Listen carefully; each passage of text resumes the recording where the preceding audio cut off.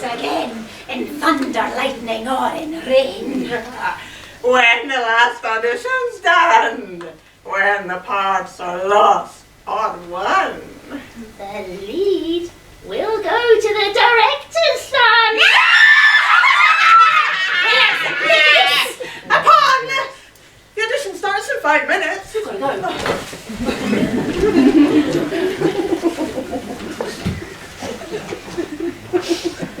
We would have waited for the reason. Nature teaches beasts to know their friends. Nature All the teaches world's a beasts stage. to know their All the men and women, merely players. Nature teaches beasts to know their friends. How beauteous mankind is. Nature teaches beasts to know their friends. Is this a dagger which I see before me? Nature teaches beasts to know their friends. Friends, Romans, countrymen, lend me your ears. Nature teaches beasts to know their friends. We feud. We happy feud. We band of brothers. To be or not to be, that is the question. Countrymen. But where there is true friendship, there needs be none. But where there is true friendship, there needs none. We are good at stuff as dreams, but are made on. But where? This is a bubble that goes down. Where? Oh, Romeo, where's that art of Romeo?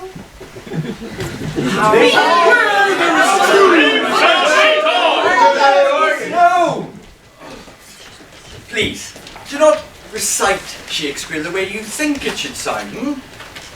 Feel it. Shakespeare wrote emotions, no fake lisps, no ridiculous accents they didn't even use at the time. Please, just be. To be or not to be, that is the question. Just be. Okay, first things first. We are here to create a masterpiece of all the greatest Shakespearean characters, plots, and lines. A new play, written by myself, and starring the best of you here today. We have props scattered around the stage, and we have lights. Maria, lights, darling, please. A star is born. Now, we shall begin with the histories. We will touch upon Richard II and III. I will play some of the roles myself, as well, my director's vision is very clear. But aren't you at least going to let us audition before you decide? Yes, let me play the king with a hunch. There is little proof that Richard III had a hunchback. Please stop that. Raise your shoulder only slightly, a basic deformity, not the hunchback of Notre Dame. Didn't you say that women could play men's roles? Yes, that is true. Shakespeare had men play women's roles because women weren't allowed on stage. Well, now that they are, I see no reason why we can't have it both ways. Then I'd like to play King Richard II. For God's sake, let us sit upon the ground and tell sad stories of the death of kings.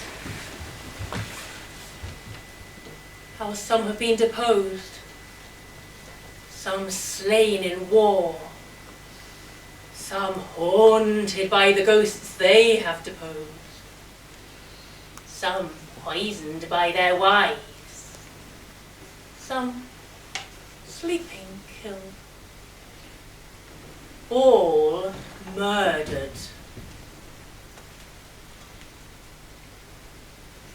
For within the hollow crown which rounds the mortal temples of a king keeps death his court, and there the antic sits, scoffing his state and grinning at his pomp, allowing him a breath, a little scene, to monarchize, be feared and kill with looks, infusing him with self and vain conceit, as if this flesh which walls about our life were brass impregnable. And humoured thus, comes at the last, and with a little pin bores through his castle wall. And farewell, King.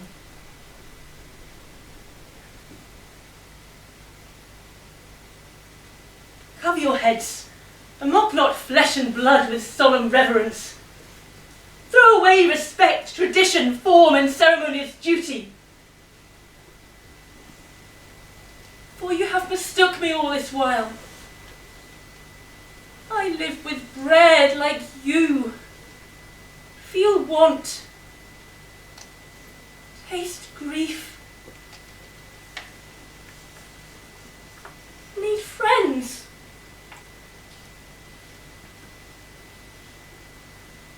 Subjected thus, how can you say to me I am a king? I did not, and you are not. You can try out for a different scene. Now, the kings in Shakespeare are hungry for power and control. Not many are skilled enough to undertake these roles. So be quick. I wasted time, and now doth time waste me. Richard II, Act 3, Scene 4, all lines are asked to be learned for the edition, so scripts down. For those of you unfamiliar with the piece, I will be playing the Queen, who does not yet know of her husband, King Richard's capture by Bolingbroke. So just now, she's bored and lonely as her maids try to entertain her. Eventually, they hide in a bush to overhear the gardener chatting, when he accidentally reveals the situation of her husband. Stop! Oh, this is too much information. Show us, don't tell us.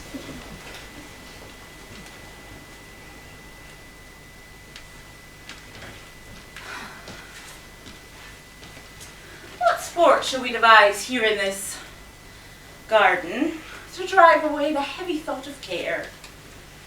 Madam, we'll play at bowls.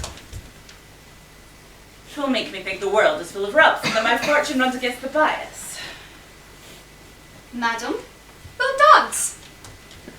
My legs can keep no measure in delight, when my poor heart no measure keeps in grief. Therefore no dancing, girl, some other sport. Madam, we'll tell tales. Of sorrow or of joy? Of either, madam. Of neither, girl. For if of joy being altogether wanting, it doth remember me the more of sorrow. Or if of grief being altogether had, it adds more sorrow to my want of joy. For what I have I need not repeat, and what I want it wouldst not complain. Madam, I'll sing! 'Tis well that thou hast cause. That thou should please me better, wouldst thou weep? I could weep, madam. Would it do you good? And I could sing, would weeping do me good, and never borrow any tear of thee. But stay, here come the gardeners. Let's step into the shadow of these trees. My wretchedness into a row of hens, they will talk of state, for everyone doth so against the change. Woe is forerun with woe. Go, bind thou up yon dangling apricots, which, like unruly children, make their sire stoop with the oppression of their prodigal weight. Give some supportance to the bending twigs. Go thou, and like an executioner, cut off the heads of the too fast-growing sprays that look too lofty in our commonwealth. All must be even in our government. You thus employed, I will go root away the noisome weeds, which without profit suck the soil's fertility from wholesome flowers. Why should we, in the compass of appeal, keep law and form in due proportion, showing us in a model our firm estate, when our seawall is garden, the whole land is full of weeds, her fairest flowers choked up, her fruit trees all unpruned, her hedges ruined, her knots disordered, and her wholesome herbs swarming with caterpillars. Hold thy peace. He that hath suffered this disordered spring hath now himself met with the formed leaf. The weeds which his broad-spreading leaves did shelter, that seemed in eating him to hold him up, are plucked up, root and all, by Bolingbroke. I mean the Earl of Wiltshire, Bushy, Green. What? Are they dead? They are, and Bolingbroke hath seized the wasteful king. Oh, what pity is it that he had not so trimmed and dressed his land as we this garden. We at time of year do wound the bark, the skin of our fruit trees, lest being overproud in sap and blood with too much riches it confound itself. Had he done so to great and growing men, they might have lived to bear and he to taste their fruits of duty. Superfluous branches we lop away, that bearing boughs may live. Had he done so, himself had borne the crown, which waste of idle hours hath quite thrown down. What? Think you the king shall be deposed? Depressed he is already, and deposed his doubt he will be. Letters came last night to a dear friend, the good Duke of York's, that told black tidings. Oh, I am pressed with everyone is speaking. Thou, old Adam's likeness set to dress this garden, how dares thy harsh rude tongue sound this unpleasing news? What Eve, what serpent hath suggested thee to make a second fall of cursed man? Why dost thou say King Richard is deposed? Darest thou, thou little better thing than earth, divine his downfall? Say where, when, and how camest thou by this ill tidings? Speak, thou wretch! Pardon me, madam. Little joy have I to breathe this news, yet what I say is true. King Richard he is in the mighty hold of Bolingbroke, their fortunes both are weighed. In your lord's scale is nothing but himself, and some few vanities that make him light. But in the balance of great Bolingbroke, besides himself, are all the English peers, and with that odds, he weighs King Richard down. Post you to London, you shall find it so. I speak no more than everyone doth know. Nimble mischance that art so light of foot. Doth not thy embassage belong to me, and am I last that knows it? Oh, thou think'st to serve me last, that I may longest keep thy sorrow in my breast. Come, ladies, go to meet at London, London's king in woe. What was I born to this? That my sad look should grace the triumph of great Bolingbroke.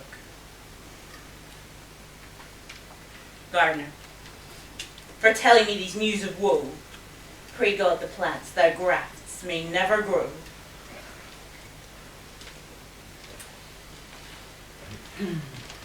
Poor queen, such that thy state might be no worse, I would my skill were subject to thy curse.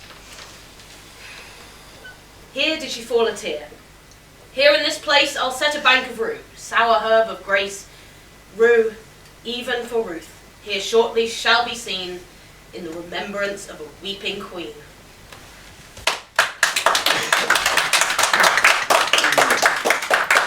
Mediocre acting. Trees. Let me show you how it's done. I will play Richard, now in prison.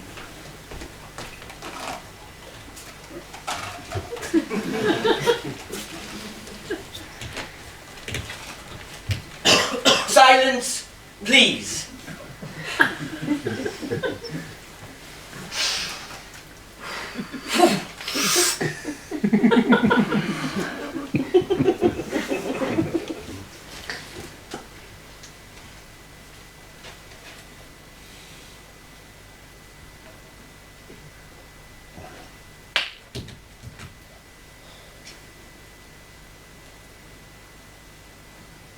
I have been studying how I may compare this prison, where I live, unto the world.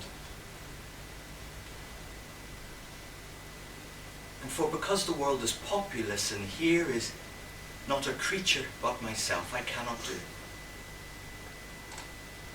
Yet I'll hammer it out.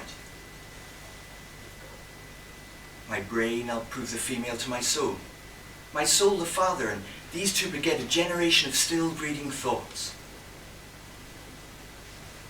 And these same thoughts people this little world, in humours like the people of this world, for no thought is contented.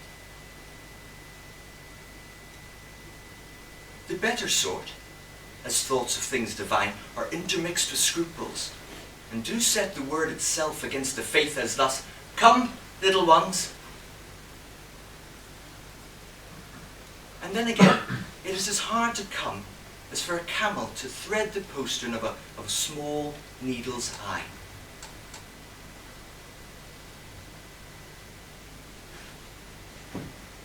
Thoughts tending to ambition, they do plot unlikely wonders. How these vain, weak nails may tear a passage through the flinty ribs of this hard world. My ragged prison walls. And for they cannot die in their own pride.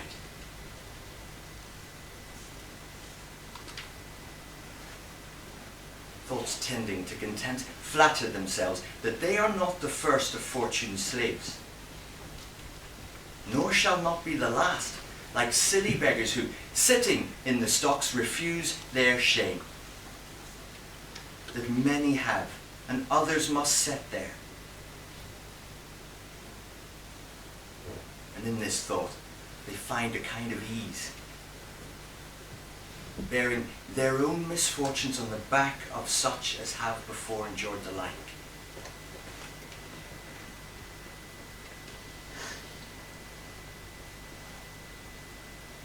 Thus play I in one person, many people, and none contented. Sometimes am I king, and treason makes me wish myself a beggar. And so I am. Then crushing Henry persuades me I was better when a king, and I am kinged again. And by think that I am unking by Bolingbroke. And straight am nothing.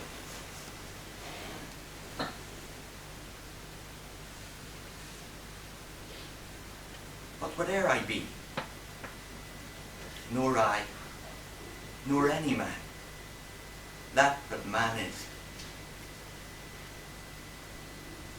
with nothing shall be pleased, till he be eased with being nothing.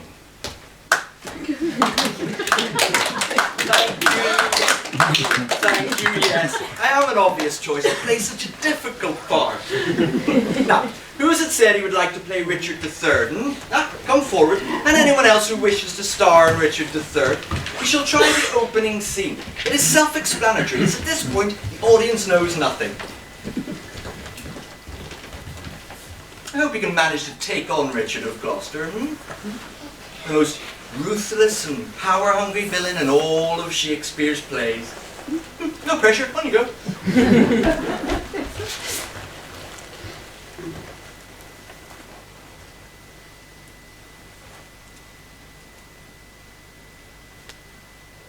Now is the winter of our discontent made glorious summer by this son of York.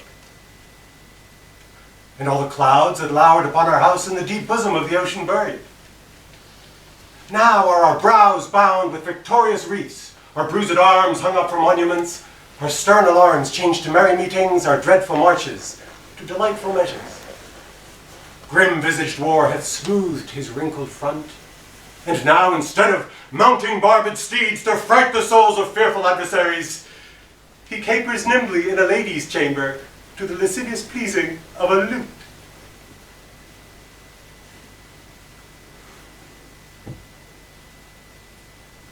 But I, that am not shaped for sportive tricks, nor made to court an amorous looking glass, I that am rudely stamped want love's majesty to strut before a wanton ambling nymph, I that am curtailed of this fair proportion, cheated of feature by dissembling nature, deformed, unfinished, sent before my time into this breathing world, scarcely half made up, and that so lamely and unfashionable that dogs bark at me as I hold by them.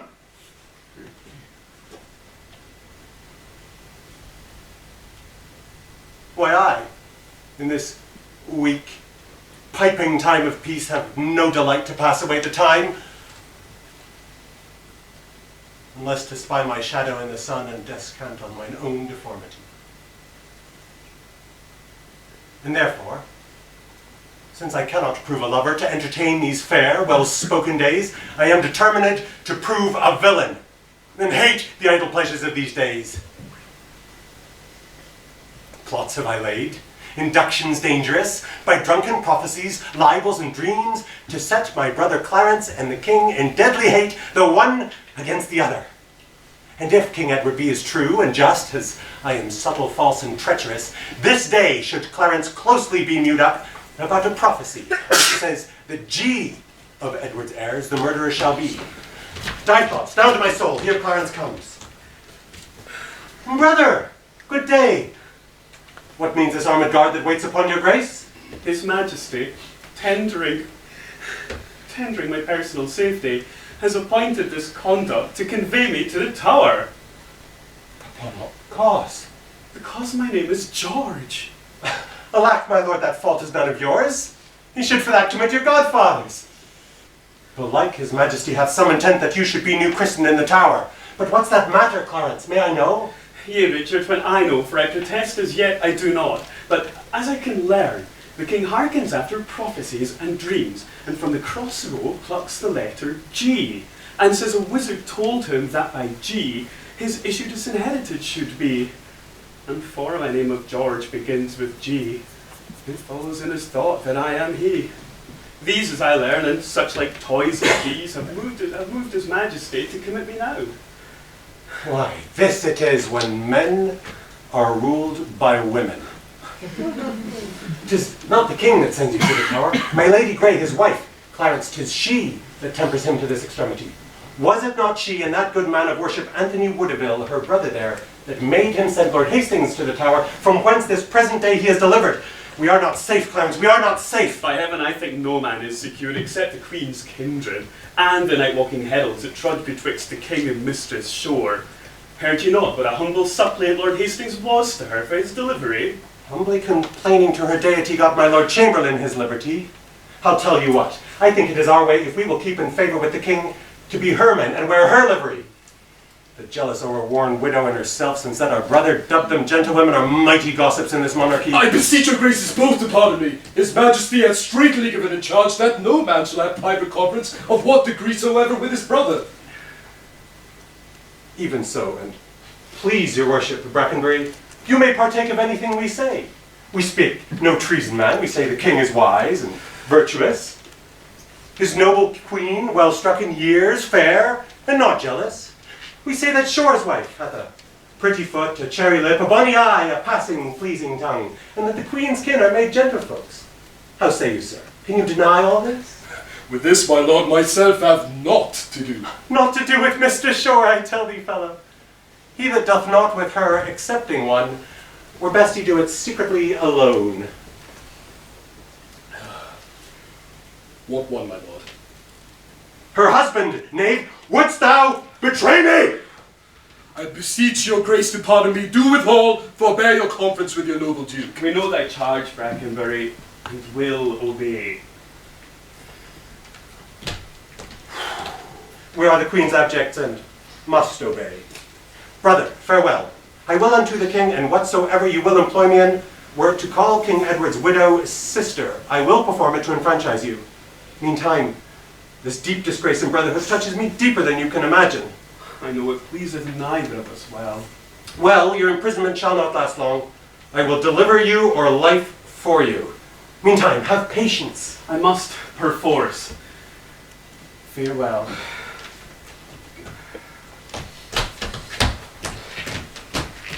Go, tread the path that thou shalt ne'er return. Simple, plain Clarence, I do love thee so, that I will shortly send thy soul to heaven, if heaven will take the present at our hands. But who comes here? The new delivered Hastings? Good time of day unto my gracious lord. As much unto my good Lord Chamberlain. Well are you welcome to the open air. How hath your lordship brooked imprisonment? With patience, noble lord, as prisoners must. But I shall live, my lord, to give them thanks that were the cause of my imprisonment. No doubt, and so shall Clarence too, for they that were your enemies are his, and have prevailed as much on him as you. Oh, pity that the eagle shall be moved when kites and buzzards pray at liberty. What news abroad? No news so bad abroad as this at home. The king is sickly, weak, and melancholy. His physicians fear him mightily. No, by St. Paul, this news is bad indeed. Oh, he hath kept an evil diet long, and overmuch consumed his royal person. 'Tis very grievous to be thought upon. Where is he? In his bed? He is. Go you before, and I will follow you. He cannot live, I hope, and must not die till George be packed with post-haste up to heaven. I'll in to urge his hatred more to Clarence with lies, well steeled with weighty arguments. And if I fall not in my deep intent, Clarence hath not another day to live. Which done, God take King Edward to his mercy, and leave the world for me to bustle in. For then, oh, Mary Warwick's youngest daughter, what? Though I killed her husband and her father? The readiest way to make the wench amends is to become her husband and her father, the which I will, though not all so much for love as for another secret close intent, by marrying her, which I must reach unto. But yet, I run before my horse to market. Clarence still breathes, Edward still lives and reigns. When they are gone, then must I count my gains.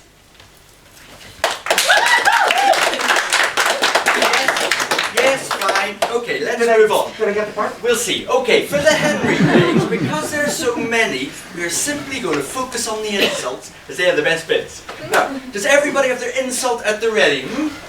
Well, I want you to line up and aim it at your fellow auditionee with as much venom as you can muster. For example,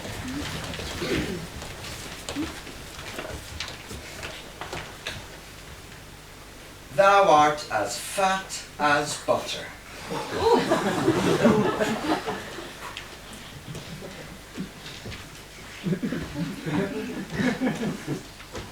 You scullion!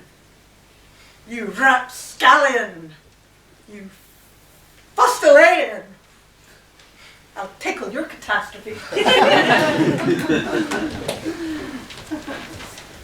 Thou clay-brained guts, thou naughty-pated fool, thou whoreson, obscene, greasy tallow-catch.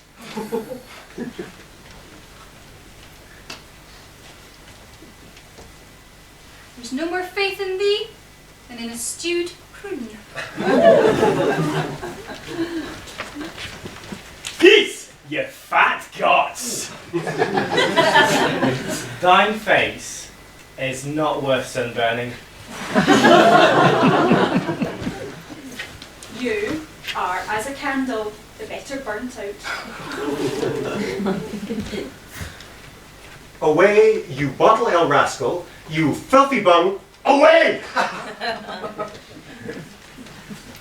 So, thou common dog, dost thou disgorge thy glutton bosom? Thou sanguine coward! Thou bed presser! Thou horseback breaker! Thou huge hill of flesh!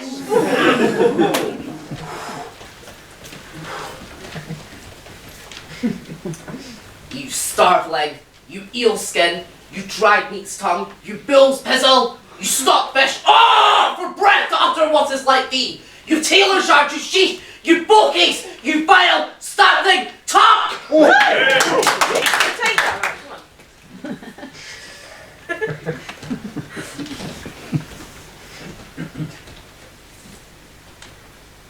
The trunk of humors.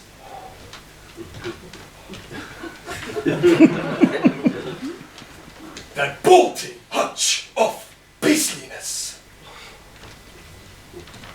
That swollen parcel of dropsies. That huge bombard of sack.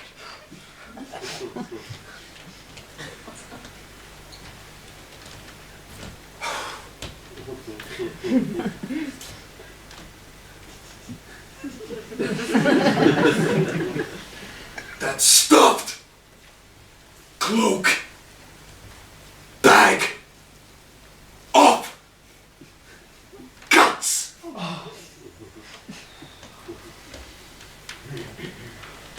That roast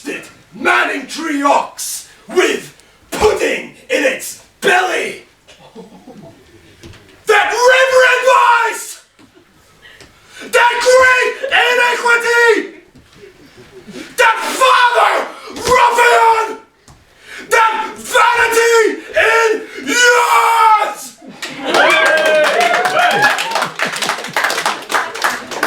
Excellent. Well, that is us done with the histories. Let's move on. There's comedies and tragedies yet. Is there no audition for Prince Hal? No big battle scene. What about the King's Fall from Grace? Well, the rise to power. I wanted to play the king. And I a queen. I learned the entire Band of Brothers speech. You're right. We have missed so much. We must cut the history section entirely. What? You mean I learned that whole scene for nothing? I pulled a muscle in my shoulder creating the hunchback. And I read the entire collection of plays. Well, I think it's a great idea, Director, sir. Teach us back. I'm sorry, but do you know who I am? I don't care who you are or what part you wanted to cast yourself in. You're lacking the gravitas required to pull it off.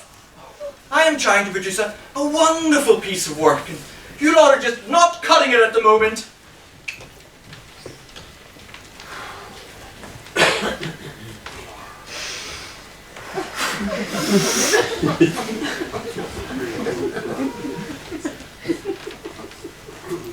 I have it.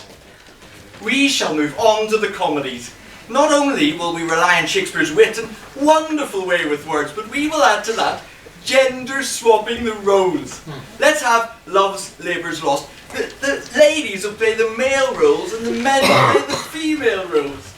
In this play, the king and his men have sworn to be celibate, but then the princess and her ladies arrive to test their resolve.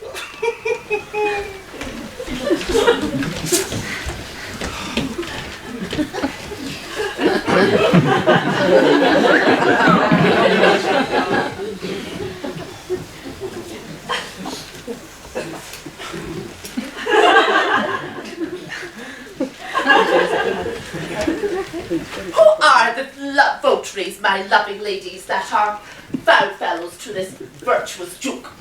Lord Lockaville is one. The man. I know, madam.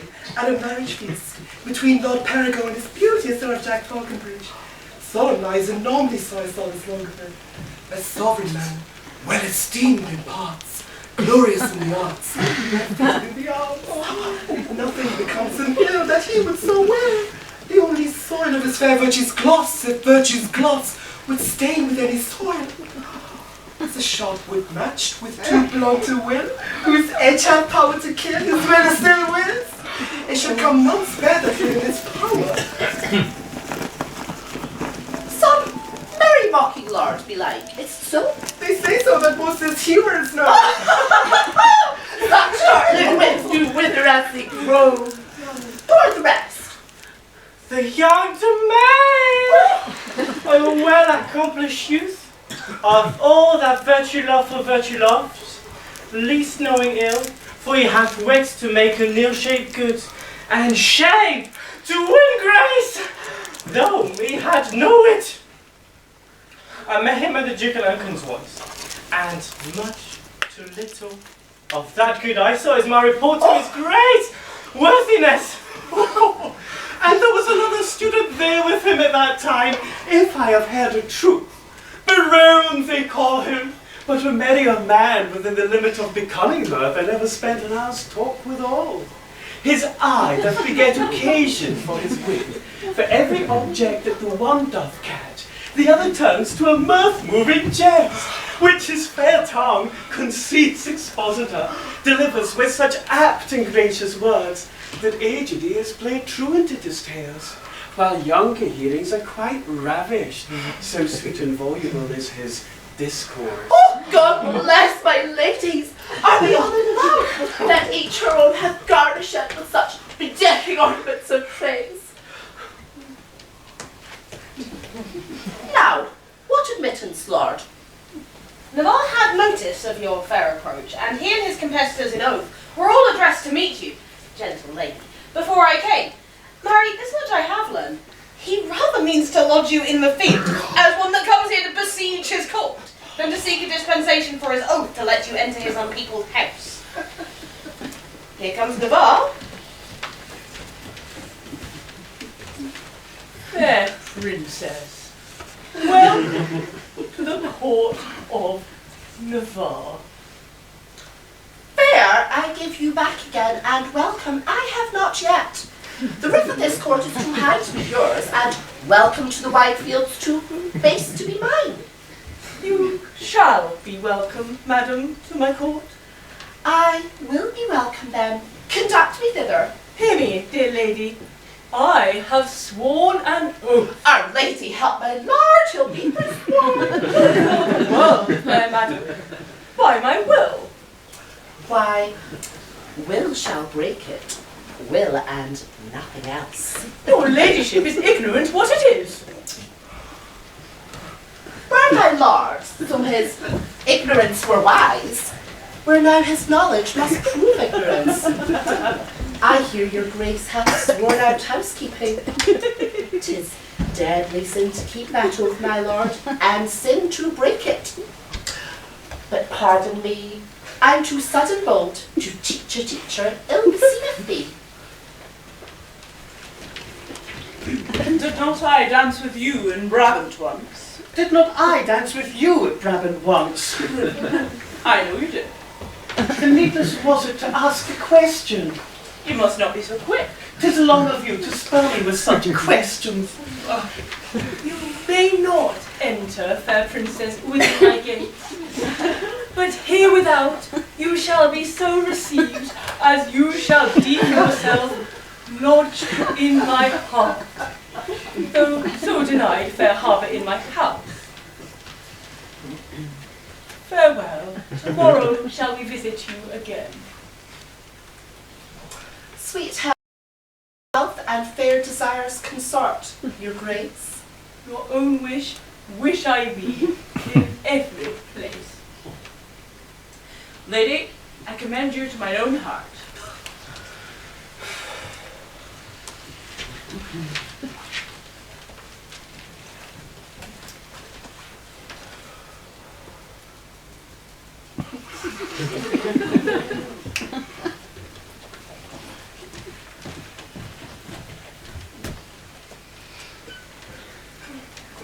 Sir, a word, I pray you. What lady is that same?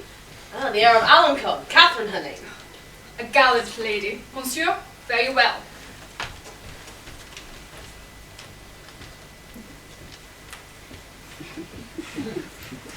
I beseech you a word. Who is she in the white? A woman sometime he is sore in the light. Perchance light in the light. I desire her name. She had but one for herself, to desire that were a shame. I pray you, sir, whose daughter? Her mother's, I have heard. God's blessings on your beard! Sir, be not offended. She is an heir of Falconbridge. Nay, my collar is ended. She's a most sweet lady. Unlike, sir. Maybe.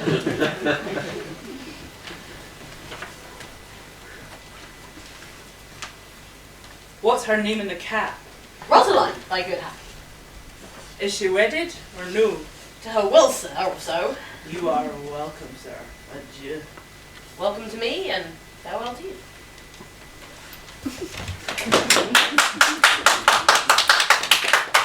This is not working for me. I need time to think. Let's all take a break. I don't get him. He doesn't seem to have a clue what he's doing. It's weird.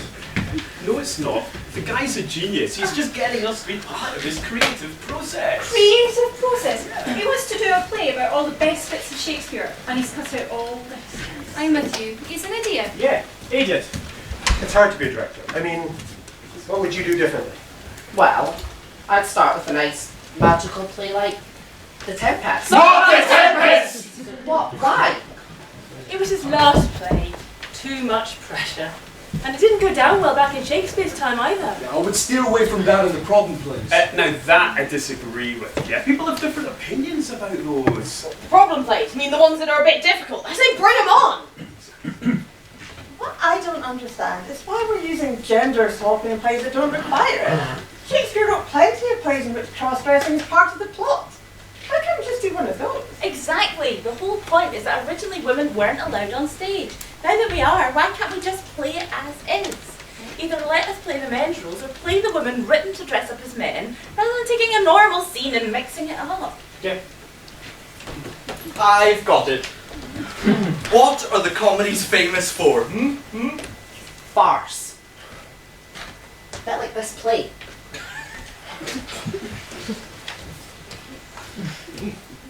I'm sensing some negative energy.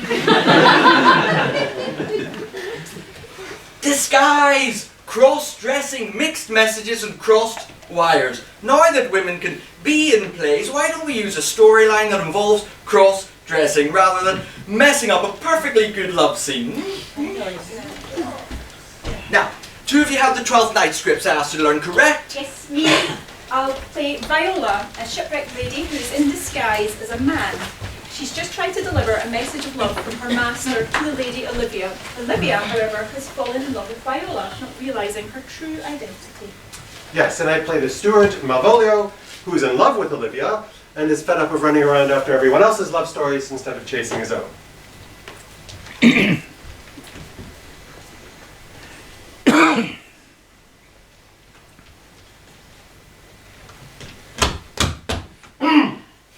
Were not you even now with the Countess Olivia?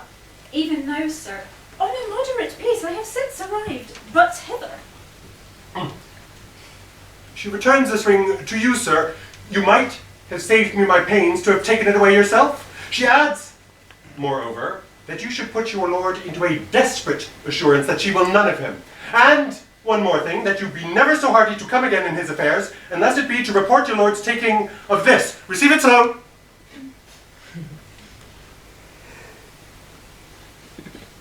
She took the ring of me. Oh, none of it. Come, sir, you peevishly threw it to her, and her will is it should be so returned. If it be worth stooping for, there it lies in your eye. If not, be asked to fight it.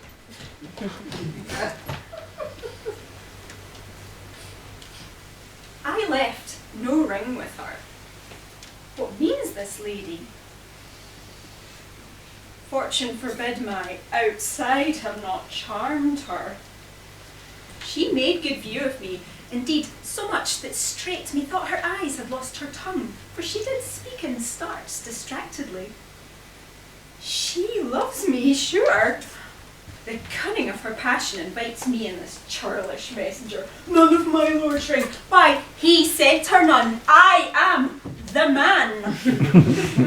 If it be so, as it is, poor lady, she were better love a dream.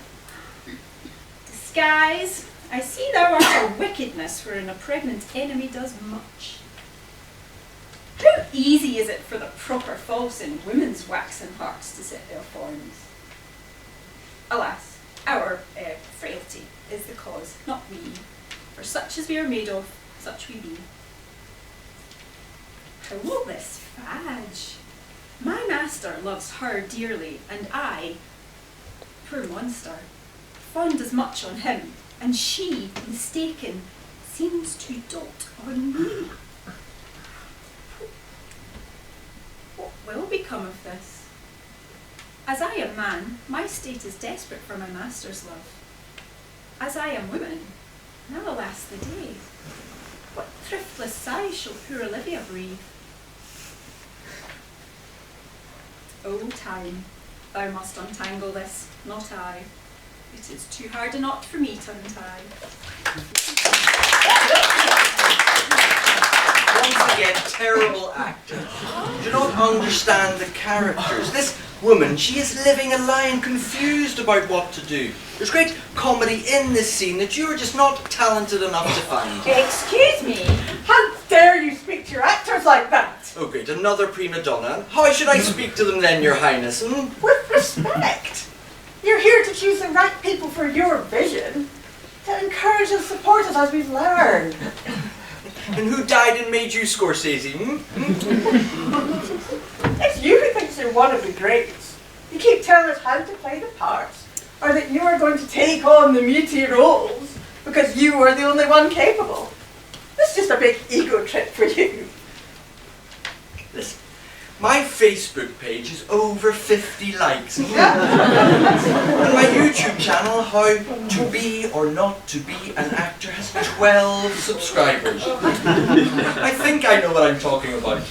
I am one of the best. Actually, probably the best Shakespearean actor around. So just you know your place, woman. If you are such a great actor, why are you trying to direct as well? You obviously can't do both. You don't know how to see it from an outside view. And you do. Why aren't you directing then? Oh, great one. Why don't you show us all how it's done? I can. And I will, if you want me to. You don't have the knowledge. I can recite every Shakespeare play ever written. Can you? Taming of the Shrew, Act 2, Scene 1.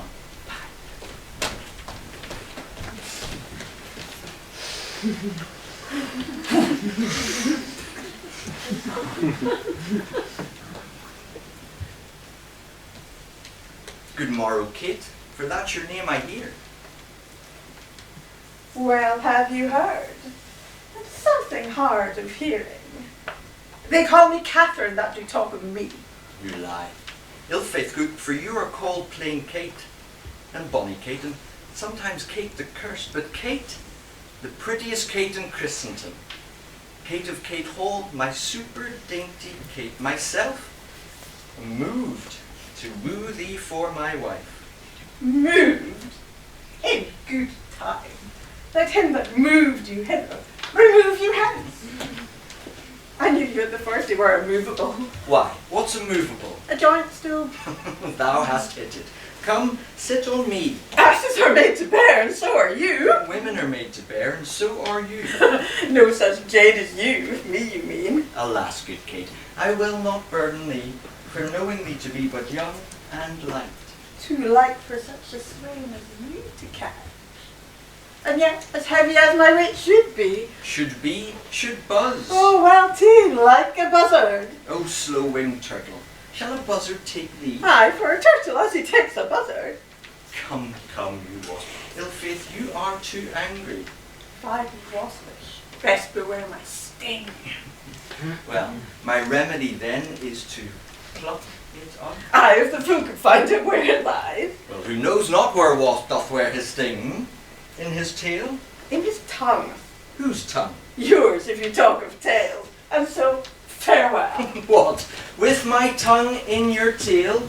Nay, come again, good Kate. I am a gentleman. That I'll try. Ooh. I swear, I'll cuff you if you strike again. Then may you lose your arms. If you strike me, you're no gentleman. And if no gentleman, why then no arms? Herald Kate, oh, put thee in thy books. What is that crest? A coxcomb? A combless cock, so Kate will be my hen. No cock of mine. You crow too like a craven. Nay. Oh! Come, Kate, come. You must not look so sore. It's my fashion where I see a crab. Why, here is no crab, and therefore look not sore. There is. There is. Then show it me. Had I a glass, I would. What? You mean my face? Well, I am such a young one. Now, by St. George, I am too young for you. Yet you are withered. 'Tis with care. I care not. Nay, hear you, Kate. In sooth, you scape not so. I chafe you by time. Let me go! A woman after my own heart. Please, see if you can direct some comedies. I would love your input. Actually, I would rather do some work on the tragedies. I love the emotional depth in them. But here's learned a tragedy script. Great, well let's start with a classic story of young love that cannot be because the lovers' families are sworn enemies. Ah yes, West Side Story, classic. Romeo and Juliet. Like, why don't you just observe for a while? Go and have a seat. Like, let's see the scene, please.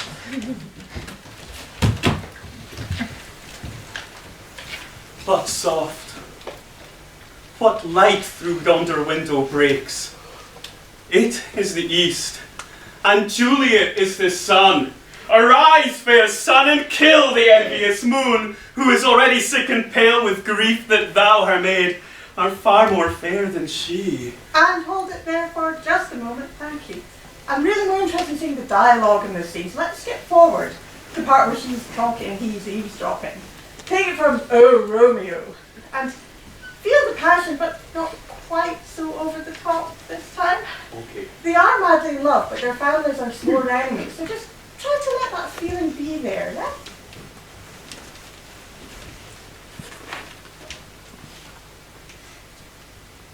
Oh, Romeo, Romeo, wherefore art thou, Romeo? Deny thy father, refuse thy name, or if thou wilt not, be but swore my love, and I'll no longer be a Capulet. Shall I hear more, or shall I speak at this? 'Tis but thy name that is my enemy. Thou art thyself, though not a Montague. What's Montague? 'Tis nor hand, nor foot, nor arm, nor face, nor any other part belonging to a man. Be some other name. What's in a name? That which we call a rose by any other word would smell as sweet. So Romeo would, were he not Romeo called, retain that dear perfection which he doth owe without that title. Romeo, doff thy name, and for that name which is no part of thee, take all myself. I'll take thee at thy word. Call me but love, and I'll be new baptized. Henceforth, I never will be Romeo. What man art thou, that thus bescreened and night so stumblest on my counsel? By a name, I know not how to tell thee who I am. My name, dear saint, is hateful to myself, because it is an enemy to thee. Had I it written, I'd tear the word. My ears have not yet drunk 100 words of thy tongue's uttering, but I know the sound. Art thou not Romeo, and a Montague? Neither, fair maid, if either thee dislike. How camest thou hither? Tell me, and wherefore? The orchard walls are high and hard to climb, and the place death. Considering who thou art, if any of my kinsmen find thee here. By love's light wings did I o'er-perch these walls, for stony limits cannot hold love out. And what love can do, that dares love attend. Therefore thy kinsmen are no stop to me. If they do see thee, they will murder thee. Alack, there is more peril in thine eye than in 20 of their swords. Look, thou art sweet, and I proof against their enmity. I would not for the world they saw thee here. And pause there for just a minute. That was a lovely start. You have a great chemistry together. Let's move forward with this. I want to see the very moment where they declare their undying love for one another. And at this point, I want you to just take it down a notch. Just focus and use the words and let that come through. Lady, by yonder blessed moon I vow that tips with silver all the fruit tree tops. Oh, swear not by the moon, the inconstant moon that monthly changes in our circle's orb, lest that thy love prove likewise variable. What shall I swear by? Do not swear at all, or if thou wilt, swear by thy gracious self, which is the god of my idolatry, and I'll believe thee. If my heart's dear love. Well, do not swear. Although I join thee, I have no joy of this contract tonight. It is too rash, too unadvised, too sudden, too like the lightning which doth cease to be ere one can say it lightens. Sweet good night. This bud of love by summer's ripening breath may prove a beauteous flower when next we meet. Good night. Good night. As sweet repose and rest come to thy heart as that within my breast. Oh, wilt thou leave me so unsatisfied? What satisfaction canst thou have tonight? The exchange of thy love's faithful vow for mine. I gave thee mine before thou didst request it, and yet I would it were to give again. Wouldst thou withdraw it? For what purpose, love? But to be frank and give it thee again. Yet I wish but for the thing I have. My bounty is as boundless as the sea. My love is deep. The more I give to thee, the more I have, for both are infinite. Dear love, I hear some noise within. Adieu. Oh, blessed, blessed night. I am afeard that being a knight, all this is but a dream. Too flattering sweet to be substantial. And hold it just there. Thank you.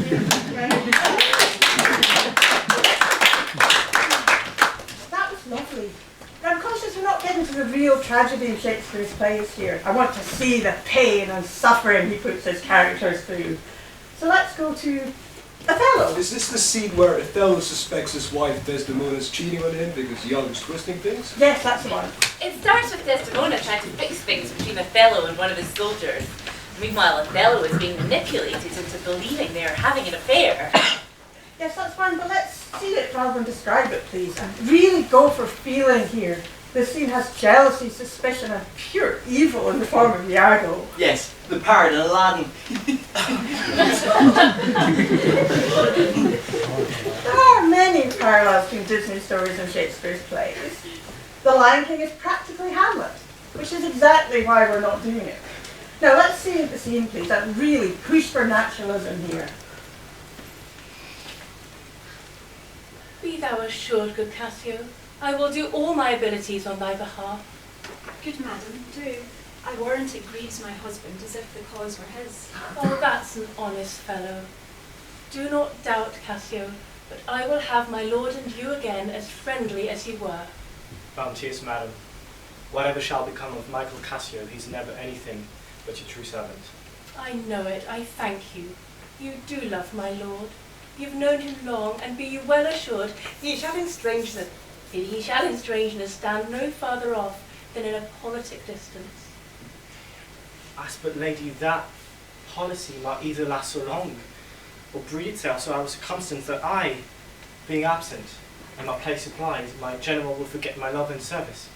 Do not doubt that. Before Amelia here, I give thee warrant of thy place. Assure thee, if I do vow a friendship, I'll perform it to the last article. My lord shall never rest. I'll watch him tame and talk him out of patience. I'll intermingle everything he does with Cassio's suit. So be merry, Cassio, for thy solicitor shall rather die than give thy cause away. Madam, here comes my lord. Madam, I'll take my leave. Why say it, hear me speak? Madam, not now. I'm very ill. I need ease. I'm fit for my own purposes. Why, do thy discretion. Ha! I like not that. What dost thou say? Nothing, my lord, or if I know not what. Was not that Cassio parted from my wife? Cassio, my lord? No, sure, I cannot think it that he would sneak away so guilty-like seeing her coming. I do believe 'twas he. How now, my lord? I have been talking with a suitor here, a man that languishes in thy displeasure. Whose do you mean? Why, thy Lieutenant Cassio. Good my lord, if I have any grace or power to move you, his present reconciliation take. For if he be not one that truly loves you, that errs in ignorance and not in cunning, I have no judgment in an honest face. Prithee, call him back. Went he hence now? Yes, faith. So humble that he hath left part of his grief with me to suffer with him. Good love, call him back.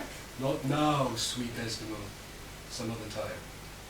But shalt be shortly? The sooner, sweet, for you. Shalt be tonight, at supper? No, not tonight. Tomorrow dinner then? Prithee no more, let him come when he will. I will deny thee nothing.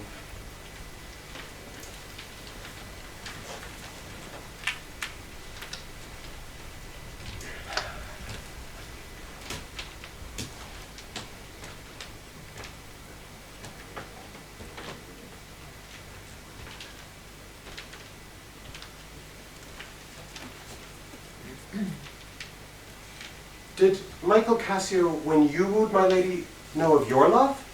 He did from first to last. Why dost thou ask? But for satisfaction of my thought, no further harm. Why have thy thought, Iago? I did not think he had been acquainted with her. Yes, and went as between us very oft. Indeed. Indeed, aye indeed. Discernest thou aught in that? Is he not honest? Honest, my lord. Honest. Aye, honest. Oh, beware, my lord, of jealousy. It is the green-eyed monster which doth mock the meat it feeds on. Misery. Look to your wife. Observe her well with Cassio. Keep your eye thus. Not jealous, nor secure. I do not believe but Desdemona is honest. Long live she so, and long live you to think so. If she be false, then heaven mocks itself. I'll not believe. My lord, I take my leave. Thank you, that's a good start. The real tragedy in this play lies with the deaths. Iago manages to plant Desdemona's handkerchief to try to convince Othello that she's having an affair, having had his own wife, Emilia, steal it. Poor Desdemona, Emilia, and Othello have rather tragic endings. What? Spoiler alert. I thought you had read old Shakespeare's play. Yes, I meant for the other people here. Please sit down and just observe none of this chit-chatting in between all the scenes. Now, Desdemona's murder.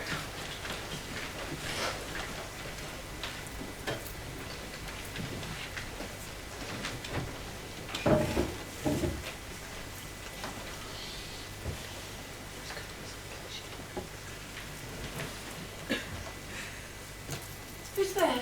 Othello? Aye, Desdemona. Will you come to bed, my lord?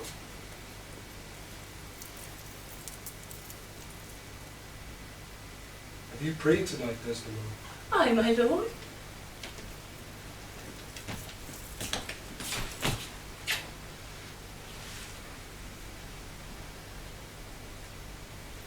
If you bethink yourself of any crime, unreconciled as yet to heaven and grace, solicit for it straight.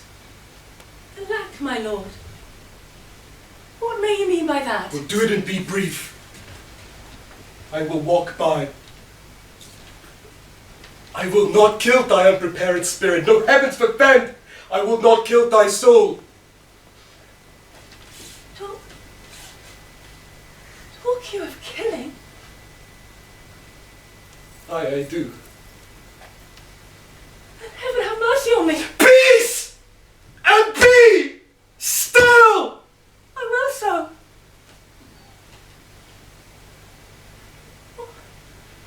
What's the matter? That handkerchief which I so loved and gave thee, thou gavest to Cassio. By my life and soul! By heaven! I saw that handkerchief in his hand!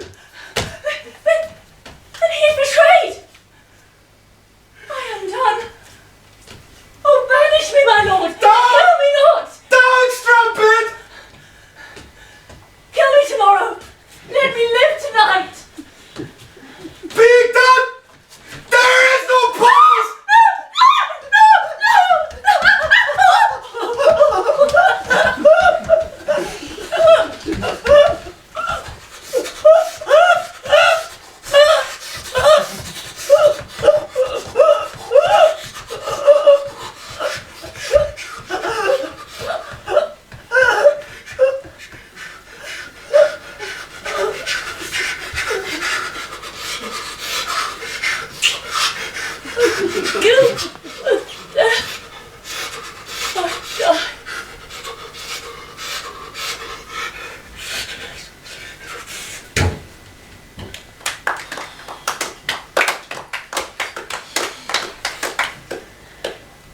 And now Emilia admits to the handkerchief having been found and passed on by her, proving Desdemona's innocence and Iago's deceit.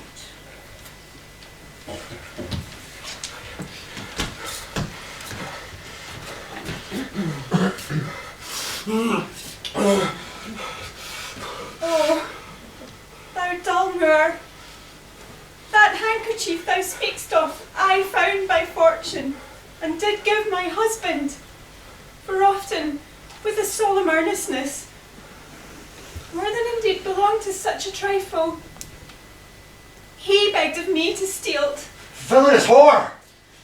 She give it Cassio, no, alas, I found it, and I did give my husband. Filth! Thou liest! By heaven, I do not, gentlemen! Oh, murderous coxcomb! What should such a fool do with so good a wife?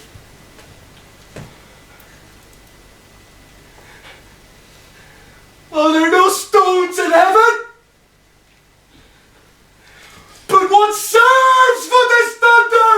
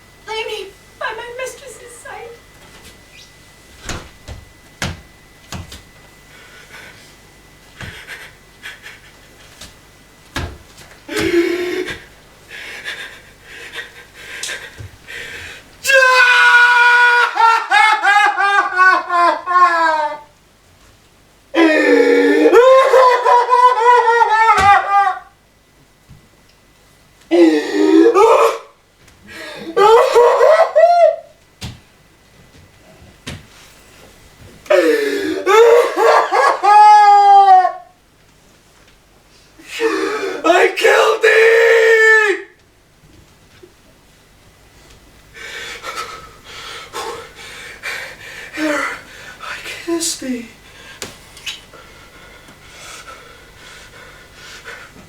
No way but this.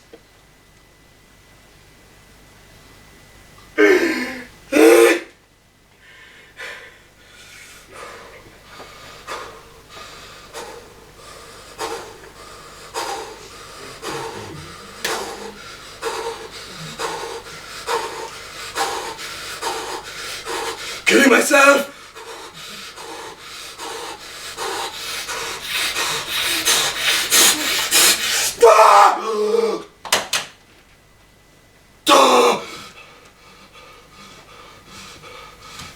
To die upon a kiss. Right, I have had enough of this. I am the director, you have had your fun. I think we can all agree things have been going just a little bit better since I started running the audition.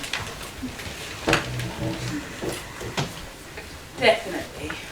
I think you're both doing a fantastic job. Yeah, brilliant work.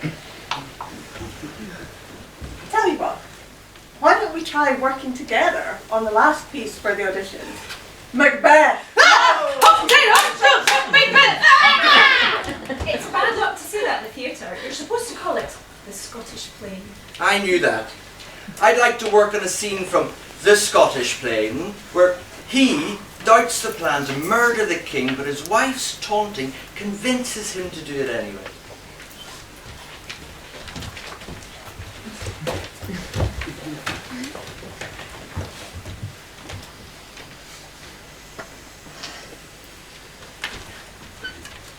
How now? What news? He is almost supped. Why have you left the chamber? Hath he asked for me? No, you're not, he has. We will proceed no further in this business. He hath honoured me of late. I have got golden opinions from all sorts of people, which would be worn now in their newest gloss, not cast aside so soon. Was the hope drunk wherein you dressed yourself? Hath it slept since? And wakes it now to look so green and pale at what it did so freely? From this time such I account thy love. Art thou afeard to be the same in thine own act and valour as thou art in desire? Wouldst thou have that which thou esteems the ornament of life, and live a coward in thine own esteem? Letting I dare not, wait upon I would, like the poor cat in the adage! Prithee, peace. I dare do all that may become a man who dares do more is none. What beast was then that made you break this enterprise to me? When you durst do it, then you were a man. And to be more than what you were, you will be so much more the man. Nor time, nor place did then adhere, and yet you would make both. They have made themselves, and that their fitness now does unmake you. I have given suck. I know how tender it is to love the babe that milks me. I would, while it was smiling in my face, I plucked my nipple from its boneless gums and dashed the brains out. Had I so sworn as you have done to this?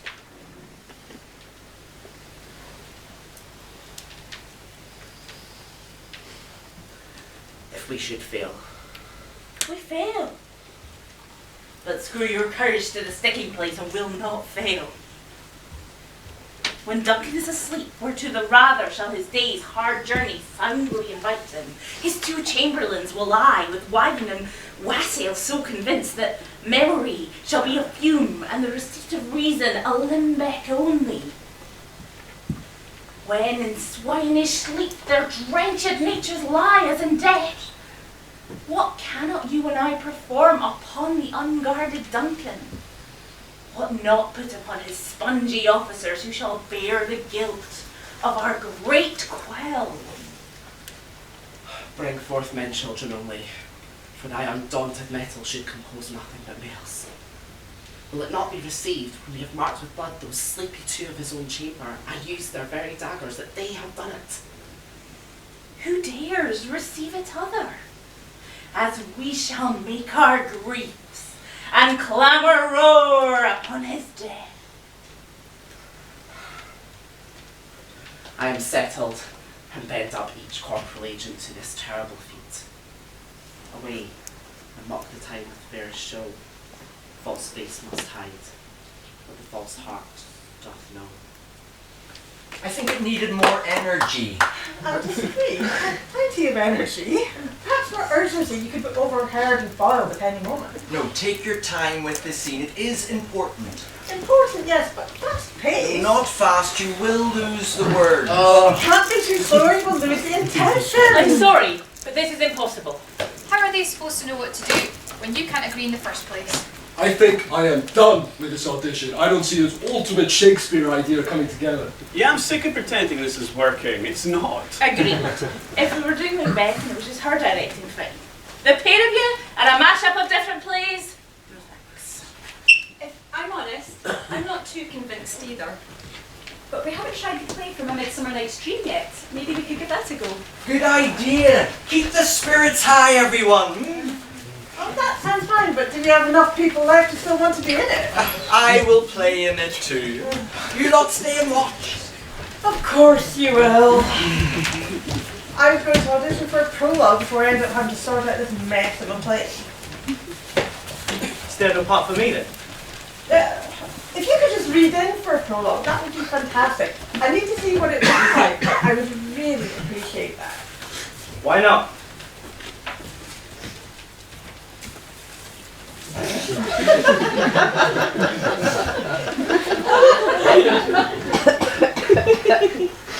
Gentles! Perchance you wonder at this show, but wander on, till truth make all things plain. This man is Pyramus, if you will know, and this beauteous lady, Thisbe is certain. This man with lime and rough cast doth present wall, that fine wall which did this love asunder, and through wall's chink, poor souls their content to whisper, at the which let no man wonder. This man, with lantern dog and bush of thorn, presenteth moonshine. For you will know, by moonshine did his lovers think no scorn to meet and in his tomb there to woo. And this grisly beast which Lion had by name, the trusty Thisbe, coming first by night, did scare away, or rather did affright, and as she fled, her mantle she did fall, which Lion, vile with bloody mouth did stain, and in comes Pyramus, sweet youth and tall, and finds his trusty Thisbe's mantle slain, whereat with bloody blameful blade, he bravely broached his boiling bloody breast. Then Thisbe, towering in mulberry shade, his dagger drew and died.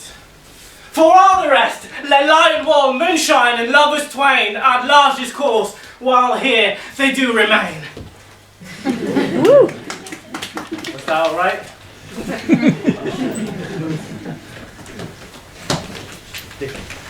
In this same interlude it doth befall that I, one Jamie by name, present a wall.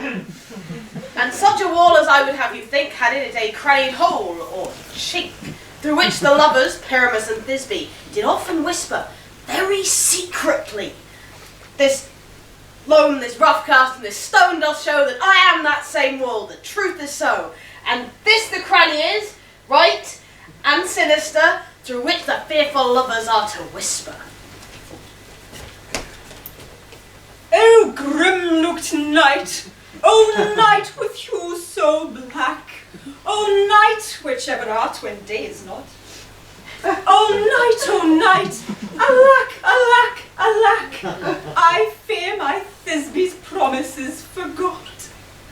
And thou, O Wallow, sweet and lovely wall that stands between her father's ground and mine, thou Wallow, sweet and lovely wall, shall be thy chink to blink through with mine eye. Thanks, courteous wall.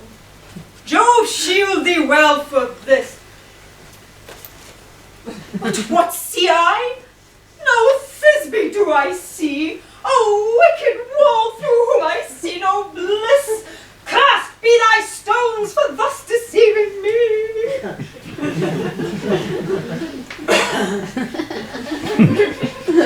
Cast be thy stones for thus deceiving me. O wall! Full often hast thou heard my moans for parting my fair pillars and me. Oh, my cherry lips have often kissed thy stones with lime and hair knit up in thee. I see a voice. Now will I to the chink to spy, and I can hear my Thisbe's face. Thisbe? My love! Oh, thou art my love, I think! Think what thou wilt. I am thy lover's grace. Oh, kiss me through the hole of this vile wall. Oh, I kiss the wall's hole and not your lips at all. Look thou at these two meet me straight away. Tide life, tide death, I come without delay. Thus have I wall my part discharged so, and being done, thus wall away doth go.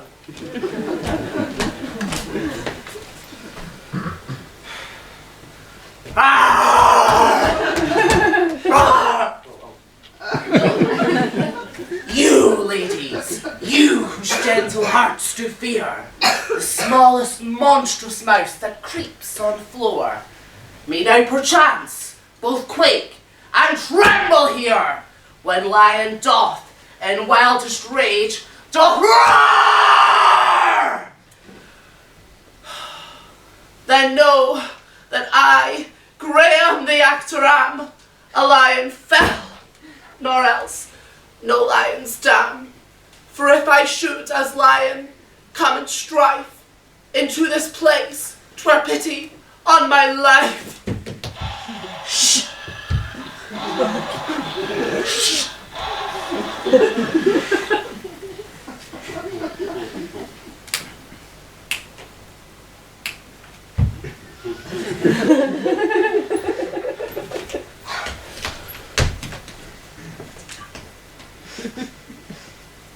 This lantern doth the horned moon present.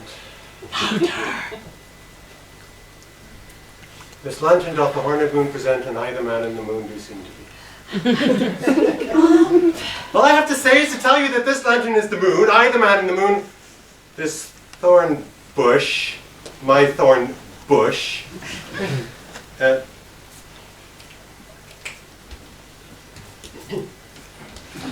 This dog, my dog.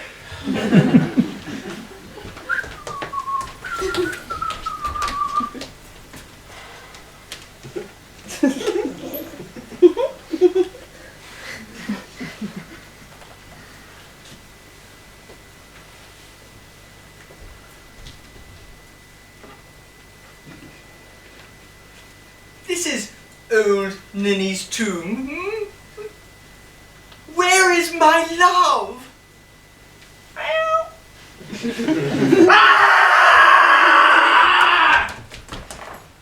Well roared, lion. Well done.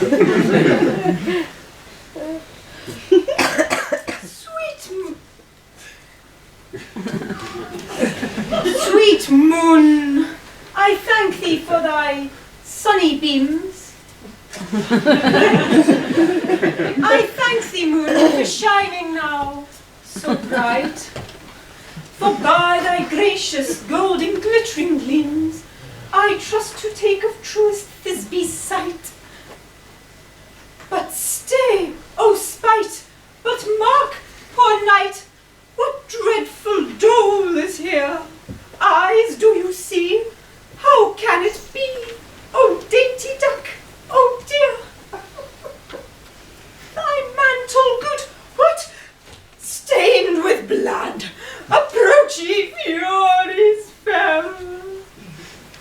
Oh fates, come, cut thread and thrum. Quail, crush, conclude and quell. Oh, wherefore, nature, didst thou lion's frame, since lion vile hath here deflowered word, my dear, which is no, no, which was the fairest day that lived, that loved, that liked, that looked with cheer.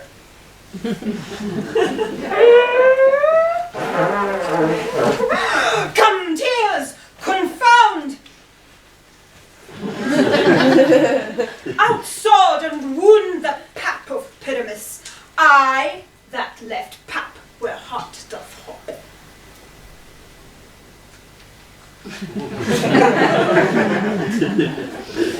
Thus die I. Thus.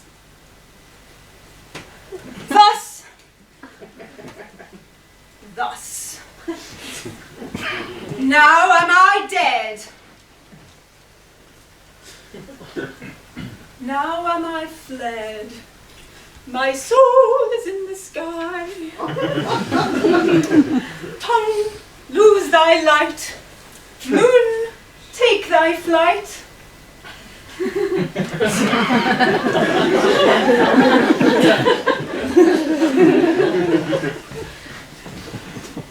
Now die, die, die, die, die!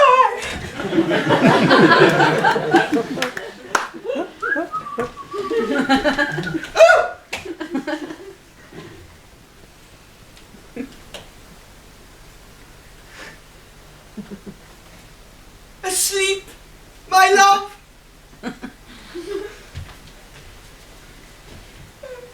What did my dove? Oh, Pyramus, arise! Speak, speak, quite dumb. Dead, dead, a tomb must cover thy sweet eyes. These lily lips, this cherry nose, these yellow cow-slick cheeks.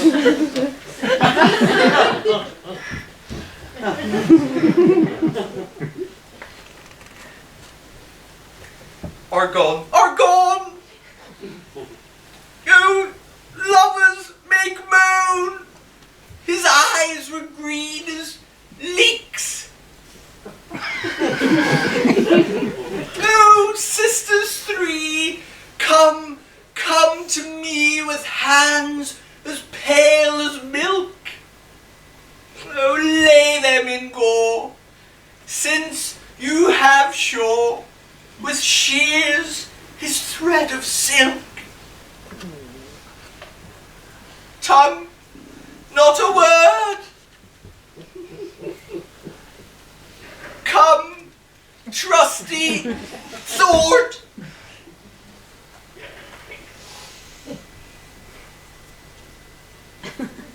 Come,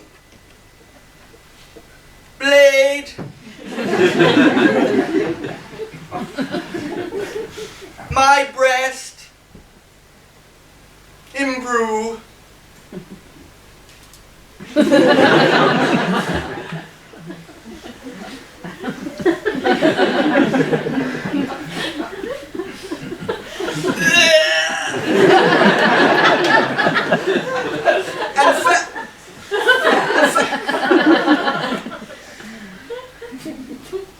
And farewell, friends. Thus this be ends. Adieu. Adieu.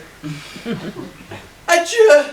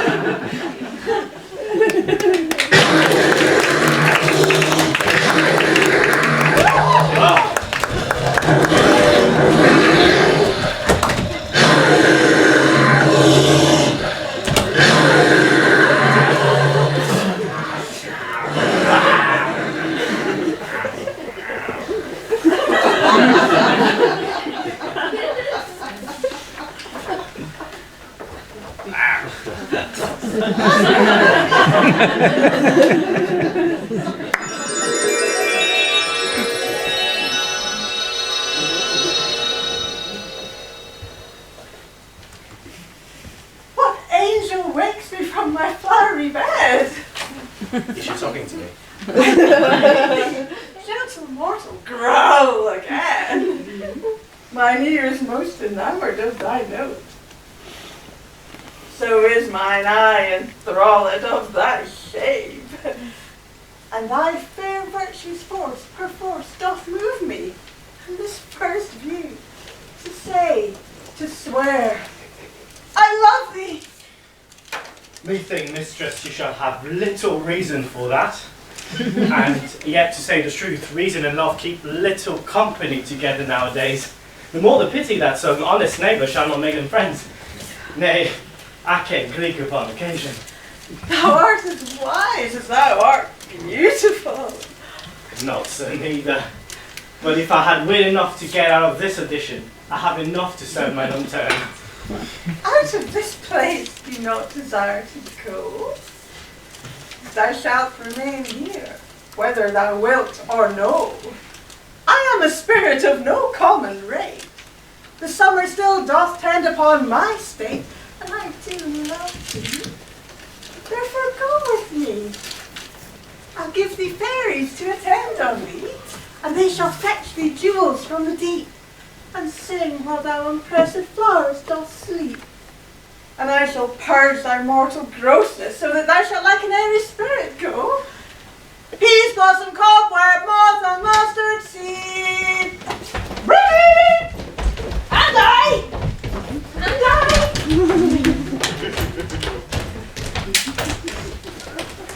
And I!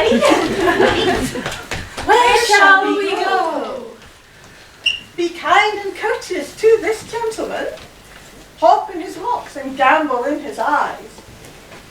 Feed him with apricots and dewberries, with purple figs, green grapes, and mulberries. The honey bags steal from the humble bees, and for night tapers crop their waxen thighs, and light them in the fiery glowworm's eyes. To have my love to bed, and to arise, and pluck the wings from painted butterflies, to fan the moonbeams from his sleeping eye. Nod to him, elves, and do him courtesies. Hail, mortal. Hail. Hail. Hail.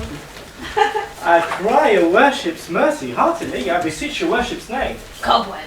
I shall desire you of more acquaintance, good master Cobweb. If I cut my finger, I shall make bold with you. Your name, honest gentleman? Peace Blossom. I pray you, commend me to Mistress Squash, your mother, and Master Peascod, your father, good Master Peas Blossom. I shall desire you of more acquaintance too. Your name, I beseech you, sir? Mustard seed. Good Master Mustard Seed. I know your patience well. That same cowardly, giant-like oxbeef has devoured many a gentleman of your house. I promise you, your kindred hath made my eyes water now. I desire you of more acquaintance too. Good Master Mustard Seed. Come, wait upon him. Lead him to my bower.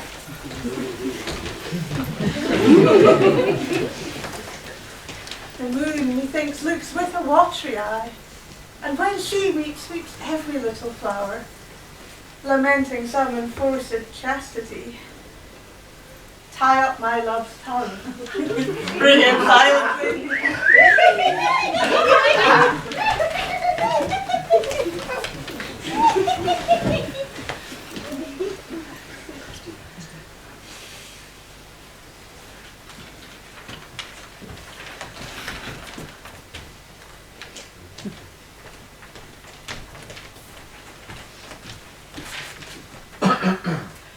Now my charms are all o'erthrown, and what strength I have is mine own, which is most faint.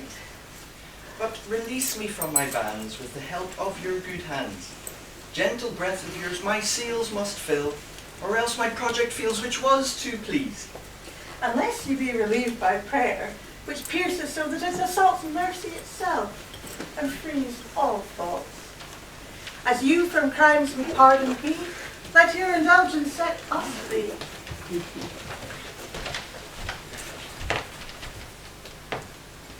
It is not the fashion to see the lady the epilogue, but it is no more unhandsome than to see the lord the prologue. If it be true that a good wine needs no bush, 'tis true that a good play needs no epilogue. Yet to good wine they do use good bushes, and good plays prove the better with the help of good epilogues. What a case am I in then, that am neither a good epilogue nor cannot insinuate with you in the behalf of a good play?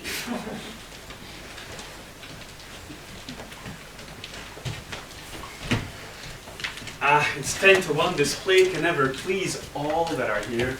Some come to take their ease. And sleep in Act 2 with those we fear. We're frightened with our trumpets, so 'tis clear. Well, say 'tis not. Others to hear this city abused extremely and to cry, "That's witty!"